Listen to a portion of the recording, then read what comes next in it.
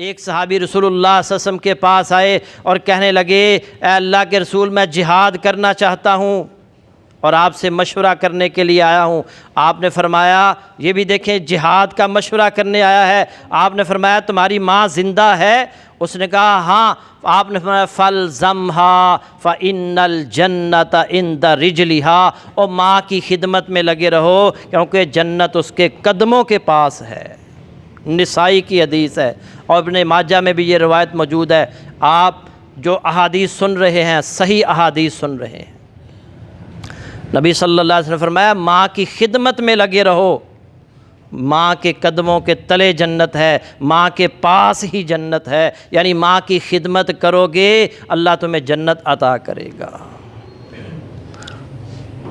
ایک اور روایت، حضرت جہمہ رضی اللہ تعالی عنہ فرماتے ہیں میں رسول اللہ صلی اللہ علیہ وسلم کی خدمت میں حاضر ہوا اور آپ سے جہاد کے بارے میں مشورہ طلب کیا۔ آپ نے پوچھا اَلَکَ وَالِدَانِ قُلْتُ نَعَمْ، کیا تمہارے والدین زندہ ہیں؟ میں نے کہا جی ہاں۔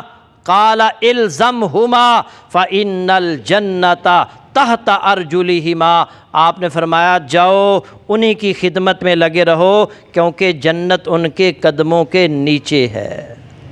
عموماً ہمیں یہ حدیث سنائی جاتی ہے کہ جنت ماں کے قدموں تلے ہے، یہ حدیث بھی سن لیں، اللہ کے نبی صلی اللہ علیہ وسلم فرما رہے ہیں کہ جنت دونوں کے قدموں تلے ہے، صرف ماں کے قدموں تلے نہیں، باپ کے قدموں تلے بھی جنت ہے، یعنی ماں کی بھی خدمت کرنی ہے، باپ کی بھی خدمت کرنی ہے۔ عموماً دیکھنے میں آیا ہے کہ ماں کی تو بڑی خدمت کرتے ہیں لیکن باپ کی طرف توجہ نہیں دیتے، ماں کی بھی خدمت کرنی ہے، باپ کی بھی خدمت کرنی ہے۔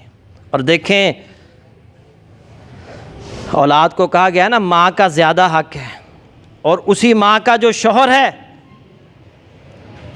اس کا سب سے حق، اس پر سب سے زیادہ حق کس کا ہے؟ اس کے شوہر کا۔ تو ماں اور باپ دونوں کے قدموں تلے جنت ہے، دونوں کی خدمت کرنی ہے، دونوں کی اطاعت کرنی ہے۔